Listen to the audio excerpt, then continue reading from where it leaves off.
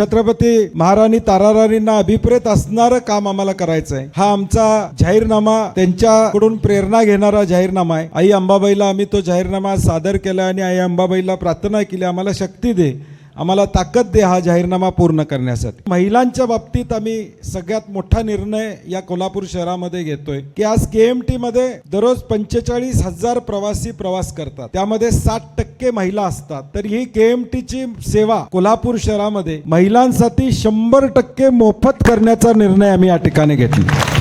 जी माझी भगिनी या कोल्हापूरच्या KMT मध्ये बसेल त्या भगिनीला 100% तिकीट काढावं लागणार नाही, तिला मोफत प्रवासाची व्यवस्था केली जाईल। सध्या विद्यार्थी आणि विद्यार्थिनी प्रवास करतात, त्यांना 50% सवलत आहे, ती आम्ही 100% सवलत KMTच्या माध्यमातून त्या ठिकाणी देणार आहोत। त्याचबरोबर महिलांसाठी स्वतंत्र पिंक बसेस ही संकल्पना आम्ही राबवणार आहोत, जी स्वतंत्रपणे फक्त महिलांसाठी या KMT मध्ये धावतील। समजा एका रूटवर 4 बसेस येत असतील तर त्यातली एक बस पिंक बस असेल, ज्यामध्ये फक्त महिलांना बसण्याची मुभा त्या ठिकाणी असणार। दुसरा एक महत्त्वाचा निर्णय आम्ही घेतोय की कोल्हापूरमध्ये 2,60,000 महिला कोल्हापूर शहरामध्ये पुढच्या 1 वर्षाच्या काळामध्ये टप्प्याटप्प्यानं दर महिन्याला 20-25 हजार महिलांना या 2,60,000 महिलांची संपूर्ण आरोग्य तपासणी मोफतपणे करून देण्याचा आम्ही निर्णय घेतो। मोफतपणे म्हणजे डोळे असेल, दात असेल, कान ENT असेल, थायरॉइड असेल, रक्तदाब असेल, मधुमेह असेल, या सगळ्या तपासण्या